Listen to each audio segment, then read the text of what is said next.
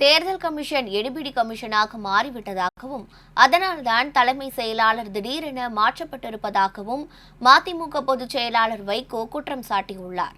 சீர்காழி தனி சட்டப்பேரவை தொகுதியில் மதிமுக சார்பில் உதயசூரியன் சின்னத்தில் போட்டியிடும் வேட்பாளர் செந்தில் செல்வனை ஆதரித்து மதிமுக பொதுச் செயலாளர் வைகோ பரப்புரை மேற்கொண்டார். சீர்காழி புதிய பேருந்து நிலையத்தில் பரப்புரையின் போது பேசிய வைகோ தேர்தல் ஆணையத்தை கடுமையாக விமர்சித்தார். வேறு மாநிலங்களுக்கு அள்ளி அள்ளி தருகிறது மத்திய அரசு, பிஜேபி ஆளும் அரசுகளுக்கு. நம்மை ஓரவஞ்சகத்தோடு பழிவாங்கும் நோக்கத்தோடு திராவிட முன்னேற்ற கழகம் ஆட்சி நடத்துகின்ற மாநிலத்துக்கு எதுவும் தரக்கூடாது என்று தர வேண்டிய நிதிகள் அனைத்தையும் அங்கேயே தடுத்து அணைபோட்டு வைத்திருக்கக்கூடிய நரேந்திர மோடி சர்க்காருக்கு சொல்லி உங்களை எதிர்பார்க்காமலே இத்தனை திட்டங்களையும் நிறைவேற்றி இருக்கிறார். நீங்கள் என்ன செய்கிறீர்கள்? அக்கிரமத்துக்கு மேல் அக்கிரமம் செய்கிறீர்கள்.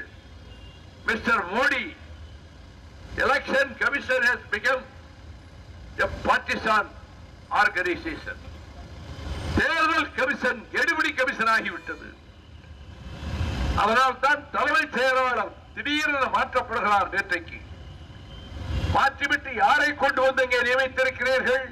வெட்கம், மானம், சூடு, சுரணை, ரோசம் எதுவும் இல்லாத அந்த கூட்டம். முன்னாள் முதலமைச்சராக ஒரு நபர் இருந்தாலே உங்களிலே பலருக்கு அந்த பெயர் ஞாபகம் இருக்காது. நான் பெயரை சொன்னால் தான் தெரியும். எடப்பாடி பழனிசாமி. அவருடைய தலைமை செயலாளரை கொண்டு வந்து எப்படி தலைமை செயலாளராக போட்டாய்? இது அக்கிரமம் அல்லவா? நேருக்கு நேர் களத்திலே போராடி கொண்டிருக்கக்கூடிய இடத்தில் இருக்கிற தலைமை செயலாளர், அவர் எந்த கட்சியின் சார்பாளர் அல்ல, ஒரு ஆனந்தம், அவரை மாற்றிவிட்டு பழனிசாமியினுடைய ஏஜென்டாக அவருடைய தனி செயலாளராக இருந்த சாய்குமார் என்ற நபரை கொண்டு வந்து தலைமை செயலாளராக போட்டிருக்கிறீர்களே. இந்த இப்படிப்பட்ட முறையில் தான் உங்களுடைய காரியங்கள் நடைபெறுகின்றன.